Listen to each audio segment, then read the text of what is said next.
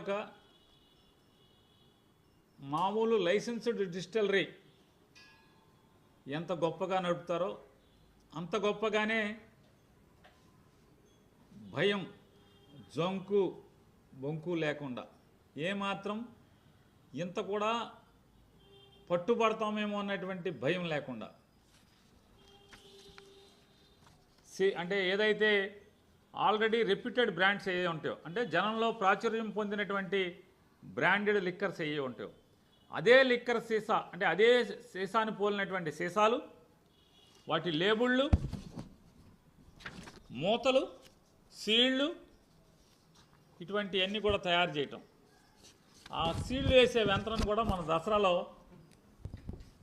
చూడండి ఆయుధ పూజ చేస్తాం మనందరికీ. అంటే వ్యాపారానికి ఏమేమి ఉంటే, యంత్రాలు ఉంటే యంత్రాలు, కార్లు ఉంటే కార్లు, ఏముంటే వాటికి పరిశ్రమ అయితే యంత్రాలకు అన్నిటికీ పూజ చేస్తారు. దసరాకి దండేసి పూజ చేశారు. దండేసి పూజ చేసినటువంటి పరిస్థితులు మనం చూసాం. మూతలు, క్యాన్లు ఈ మొలకల చెరువు ఫ్యాక్టరీలో. దానికి ముందు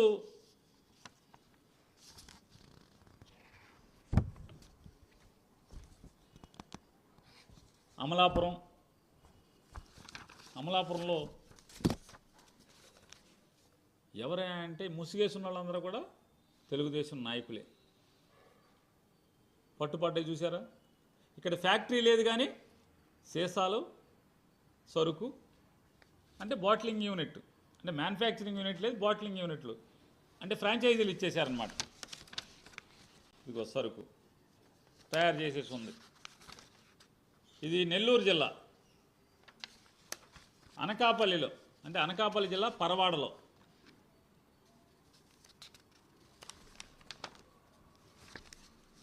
పరవాడలో చూడండి, అసలు మామూలుగా అన్ని చోట్ల ఉన్నాయి. ఏదైతే రెప్యూటెడ్ బ్రాండ్స్, అంటే బాగా జనబాహుళ్యంలో ప్రాచుర్యం అండి, జనం తాగటానికి అలవాటు పడేటువంటి బ్రాండ్లలో సీళ్ళు, మామూలుగా బేళ్ళు, ప్లాస్టిక్ బాటిల్, అదే షేపు, అదే సైజు, అదే డిజైను. మళ్ళీ తాగేవాళ్ళకి అనుమానం రాకూడదు కదా. పరవాడలో వీరు అంటే ఫ్రాంచైజీ ఓనరు రుత్తుల రాము గారు.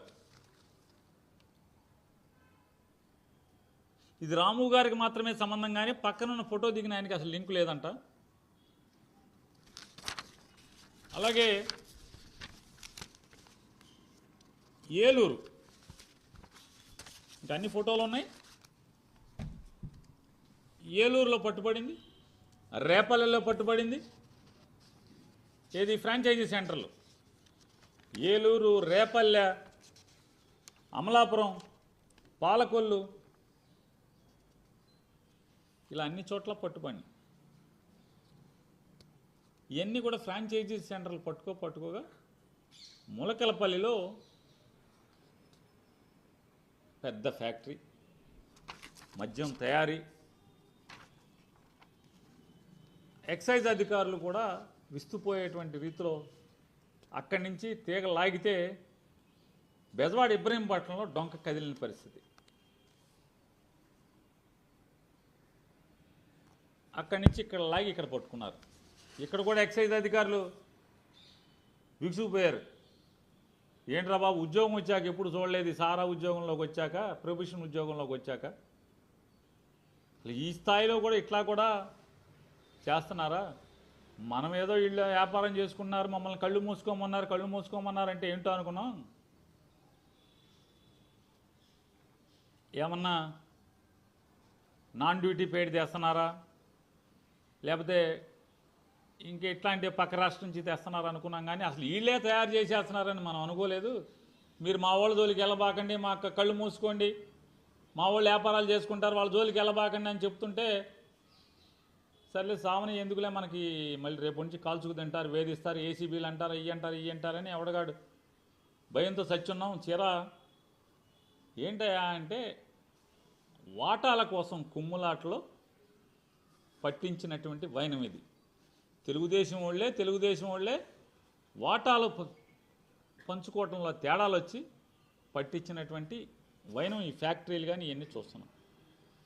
ఈ నకిలీ మద్యం ఫ్యాక్టరీలు అన్నీ కూడా పట్టుబడి వరుసనే రేపల్లె, అమలాపురం, పాలకొల్లు, ఏలూరు, పరవాడ ఇట్లా అన్ని చోట్ల టప టప టప టప టప ఫ్రాంచైజీల సెంటర్లు పట్టుకుంటే చివరి ఫ్యాక్టరీలు పట్టేసుకుంటే ఒక్కడంటే ఒకడు తేలు పుట్టిన దొంగల్లాగా సారా మంత్రి కానీ లేదా ఇది ఎక్కడైతే సరుకు దొంగ సరుకు అంటే నకిలీ మద్యం ఫ్యాక్టరీలు నకిలీ మద్యం ఫ్రాంచైజీలు పట్టుబడియో ఆ పట్టుబడిన చోట ఆ జిల్లా మంత్రి కానీ ప్రభుత్వాన్ని నడుపుతున్నటువంటి ఆ జిల్లా మంత్రి కానీ ఎవడు అసలు క్విక్ కేక్ మంటలేదు, మాట్లాడట్లేదు, దాని మీద స్టేట్మెంట్ ఇవ్వట్లేదు, అసలు ఏం చర్యలు తీసుకోవాలని కూడా ఎవడో మాట్లాడతలేదు. ఇంత పెద్ద ఎత్తున రాష్ట్రం విస్తుపోయేట్టుగా అసలు ప్రపంచం విస్తుపోయేట్టుగా ఈ నకిలీ సారా ఫ్యాక్టరీలు దొరకంగానే సారా మంత్రి ఎక్కడ క్విక్ కేక్ మండలం అడ్రస్ లేడు, లేదా ప్రతిదానికి ట్విట్టర్లోకి వచ్చి కుయ్యమని చెప్పని శబ్దం చేసేటువంటి నారా లోకేష్ పెట్ట కూడా కుయ్యకి మంటల. వాళ్ళ నాన్నగారు కూడా మామూలుగా గంటకోసారి మైక్ పట్టుకుంటాడు.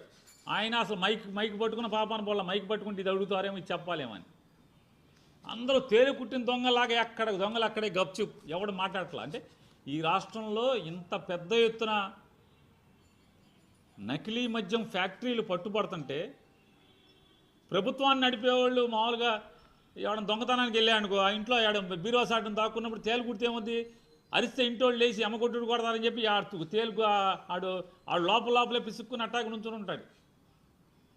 వీళ్ళ పరిస్థితి కూడా అదే చందాన ఎవడు క్విక్ కైక్ మంటల మెల్లగా ఏం చేశారు, ఈ కేసుని ఒక్కొక్కటి అది రేపల్లిలో దొరికిన ఫ్రాంచైజీ కానీ లేదా ఏలూరు కానీ పాలకొల్లు కానీ లేదా అమలాపురం కానీ లేదా పరవాడ కానీ ఇట్లా ఎక్కడ దొరికినా కూడా అన్ని చోట్ల కూడా కేసును ముగించేసి తాత్కాలికంగా ఎవడొకడి మీద కేసు పెట్టేసేసి అక్కడితో ఛార్జ్షీట్ క్లోజ్, అన్ని టప క్లోజ్, విచారణ ముగించేస్తారు. ఇంకో గమ్మత్ ఏంటంటే వైఎస్ఆర్ కాంగ్రెస్ పార్టీ కార్యకర్తలు ఒక పోస్ట్ పెడితే వెంటనే ఆడు ఫోన్ లాగేసుకుంటున్నారు పోలీసులు, నోటీసులు ఇస్తున్నారు. వైఎస్ఆర్ కాంగ్రెస్ పార్టీలో ఏ కేసులో ఎఫ్ఐఆర్లో ఉన్నటువంటి ముద్దాయి ఎవరి దగ్గరికి వెళ్ళినా వాళ్ళ ఇంట్లో ఉన్న ఫోన్లన్నీ తెచ్చేసుకుంటున్నారు పోలీసులు. నోటీసులు ఇస్తున్నారు, మీ ఫోన్ మాకు కావాలి పట్టరండి, మీ ఫోన్ పట్టరండి అని. ప్రతి వాళ్ళకి వైఎస్ఆర్ కాంగ్రెస్ పార్టీలో ఎవరు పట్టుకున్నా సరే అది సోషల్ మీడియా పోస్టా, కొట్లాట కేసా, లేదా మమ్మల్ని కొడితే మా మీదే కేసు పెట్టే మమ్మల్ని కొట్టి మా మీద కేసు పెట్టి మా ఫోన్ తీసుకెళ్తారు.